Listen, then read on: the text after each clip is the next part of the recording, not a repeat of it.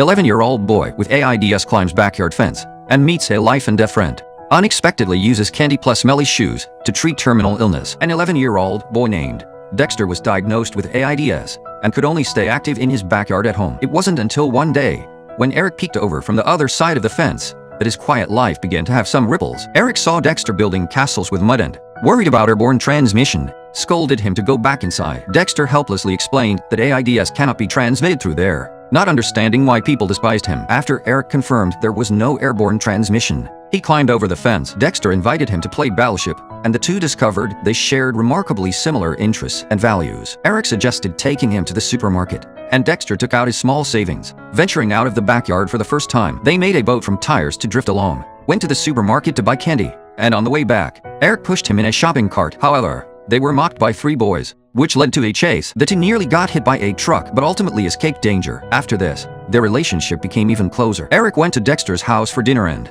seeing him enviously watching him eat ice cream, promised to share a supersized portion together once he got better. Although Dexter's mother was hopeful, she worried about treatment methods and costs. Dexter was also confused about the future. Eric wanted to cure his friend and first tried candy therapy, making Dexter eat so much sugar that he vomited 8 times in the middle of the night. Dang! Inspired by a movie, he boiled strange leaves in water, which made Dexter even weaker after drinking it. Then to learn it from a magazine that a certain doctor had found a treatment method. But when they told Dexter's mother, she considered it a scam. One night, Dexter was poisoned by the herbal medicine. After his mother took him to the hospital, Eric was sent to summer camp by his mother. The two snuck away from home at night to go to New Orleans to find the doctor, made a small boat to drift along, and paid for boat tickets but were deceived by the captain. Dexter often had nightmares, so Eric gave him his smelly shoe, saying that smelling the stench would prove he was in reality. Eric discovered that Dexter's medication was running out, so he snuck into a yacht to steal money and escape. When they reached the station, they were caught up with by the captain. Dexter cut open his palm to scare the other person away,